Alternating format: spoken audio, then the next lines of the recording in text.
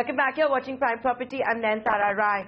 Weekend homes, second homes, vacation homes, they all seem to be the only exciting segment within India's dull housing market. The vacation home segment in 2014 grew by 57%. The total number of properties sold was 1.3 million and made up almost 21% of all real estate transactions. On an average, the second homes market is growing at a healthy rate of 10 to 12% per annum. All of this data has been provided by international property consultant JLL. The question we are asking today is, should you invest in a vacation home? It's quite surprising that this segment has kind of done better than the primary market. Currently, I think around 20% of the total sales that are happening in the residential segment are happening in this market. So which are the cities that are doing well or doing better than the others when it comes to vacation homes? So this market is divided quite, evenly. In south, you have a lot of places near Kerala which are doing well. Ooty is a good destination. In west, you have Alibag, you have Lonavala, you have Khandala, you have Wada. In the north, you have Kasauli, you have Solan. So, it's evenly distributed. And obviously these are all being done by local developers. You've had a situation where the bigger developers, be it for example DLF, etc., have pulled back and have stopped doing vacation homes. Yeah, generally these are regional developers, who have identified these locations, bought these lands at attractive prices, and have been developing these weekend homes. I want to now talk to you about a fear that most people have while buying a vacation home, and that is of being duped. You're at the hands of a local builder that you may not know very well. Secondly, you're at the hands of a patwari when it comes to the title deed, whether the land deed is legal, not legal, if it's going to be your property, not be your property. And the size is determined on a metric and most people don't understand. For example, in the mountains we talk about bigha, we talk about canal. So what would your suggestion be? How can buyers safeguard their interest? So, it's a very pertinent question. What is happening is earlier weekend homes were thought that they are for the rich people. In the last couple of years, a lot of middle class has got attracted to weekend homes.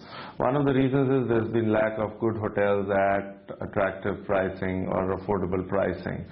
So there are some credible regional players which have started doing good development in these, weekend destinations. You're right, as a client, you need to be very clear, you need to do your due diligence and figure out that you are entering into the right, contract. For that, I think the most important thing is to have a credible advisor advising you on this. Currently, there's no other system to kind of figure out. Now, besides having a good advisor, what would your other one big tip be to those watching you right now? The one tip that's going to come in handy for all of those buying a holiday home and they don't get duped. The other thing I wanted to get a word in on you from was ownership. A lot of states don't allow outsiders to buy. For example, in Himachal Pradesh, which is a popular destination for holiday homes. So you're right, there are many ways of, owning it. You can go through a lease process, etc. But one of the things that I advise my clients is that, there has to be a proper due diligence. But if there is a credible financial institution which is lending on that property, that makes your job all the more easier. So that's a good surrogate to look at.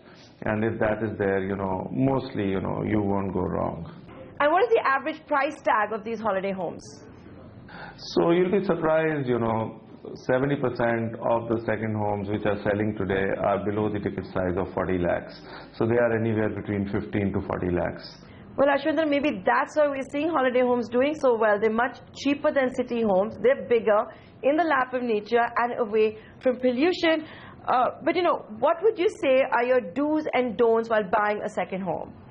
So generally, for a second home, it is important that you are not, kind of overweight with an existing EMI with your first home. Because a second home, if it is in a touristy destination where the destination does well throughout the year, you can still, use it, rent it out. You get a good rental yield of anything between, 3 to 7%. But if it is in a seasonal place where you can only get tourists, in a couple of months, then yes, you have to maintain it. You need a caretaker, you need a security guard, etc., etc. So the maintenance can kill you. So it is a decision that needs to be really thought through and then taken. And in your experience of people buying holiday homes, is this being done out of passion or is it being done seeking a higher IRR? I don't think so, because most of the people who would buy into second homes would really buy it for their end use and not as an investment.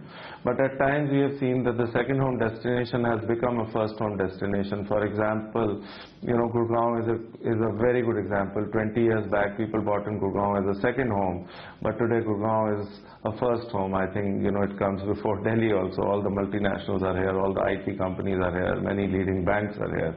And, your real estate returns have gone 20 times, 30 times, even 40 times. Another example is Panvel in Maharashtra near Mumbai, which was a second home 10 years back. But a lot of industry has gone there, a lot of infrastructure development has happened. There's an international airport expected around there. So again, that has converted into a first home, and the prices have really skyrocketed.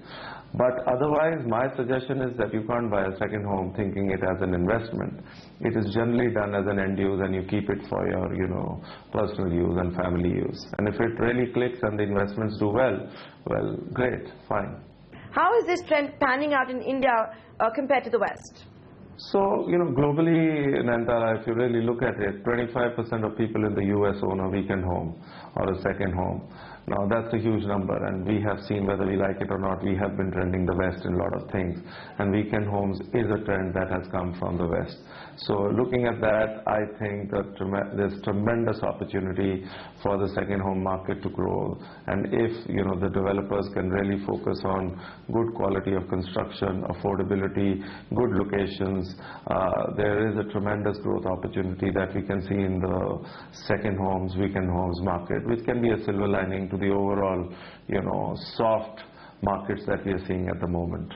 And what would be the typical profile of the people that are buying these holiday homes? Are they only HNIs? Are they only buying in far-flung places? So generally, people who want to buy second homes, they want to look at destinations which are 2-3 hours away from where they stay. Secondly, these profiles generally are, double income couples with small families who would like to, really, get away, at least once a month, spend quality time with their families, spend some peaceful time, spend time with nature. A lot of people always had a, dream of buying a villa. So, you get a cheap villa there. So they, they're happy living a life in a bungalow. So generally, double income, upper middle class has started venturing into the weekend homes. Well, those are the do's and don'ts of investing in a vacation home. With that, we have to wrap up this edition of Prime Property. Do remember, you can always email us your feedback, send us your queries or experiences with builders that you may want to share. Our email address is primeproperty@network18online.com. You can also tweet me. See you same time next week.